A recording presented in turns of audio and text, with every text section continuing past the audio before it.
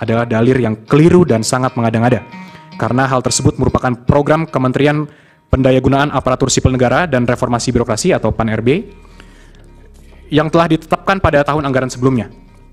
Pemberiannya dalam bentuk tunjangan berbasis capaian kinerja dan bukan kenaikan kerja sebagaimana didalilkan oleh pemohon.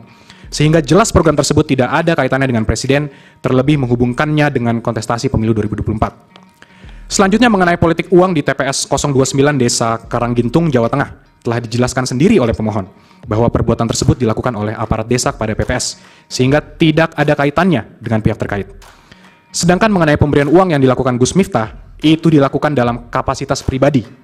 Karena sampai saat ini yang bersangkutan tidak pernah tercatat sebagai tim kampanye, baik di tingkat nasional maupun daerah. Adapun terkait tuduhan pencoblosan lebih dari 1 kali, tidak jelas dilakukan oleh siapa dan untuk kepentingan siapa. Sehingga biarlah diproses oleh Bawaslu agar persoalan menjadi terang dan dapat dimintai pertanggung jawaban. Pemohon yang menyatakan Presiden melakukan 16 kali kunjungan selama 4 bulan pada kantong-kantong suara rendah Prabowo di tahun 2014 dan 2019 kiranya mengada-ngada dan menyesatkan publik. Adapun sebagaimana pemberitaan di berbagai media, kunjungan Presiden dan menterinya dalam kurun waktu tersebut berkaitan dengan penyaluran bansos terhadap masyarakat berdampak banjir dan fenomena El Nino yang terjadi di daerah tersebut, yang diantaranya berdampak gagal panen dan sebagainya.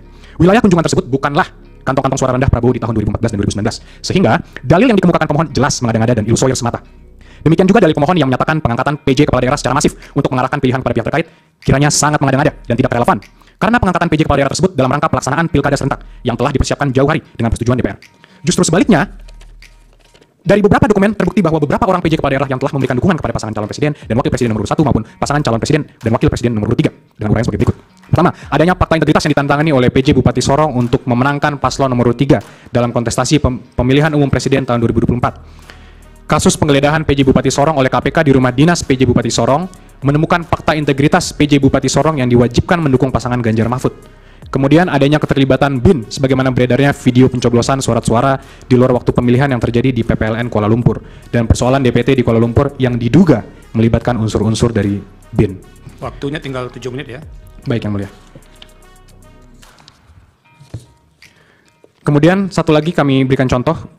Keterlibatan PJ Bupati Kampar yang bersikap tidak netral dan mendukung serta memenangkan pasangan calon presiden dan wakil presiden nomor urut 1 dengan cara meminta melibatkan para kepala desa di wilayah Kampar untuk memilih pasangan calon presiden wakil presiden nomor urut 1 serta memilih calon legislatif dari partai pendukung pasangan calon presiden dan wakil presiden nomor urut 1. Dan kemudian PJ Bupati Kabupaten Kampar telah dicopot oleh Menteri Dalam Negeri sebagaimana surat keputusan Menteri Dalam Negeri nomor 100.2.1.3/6598 tahun 2023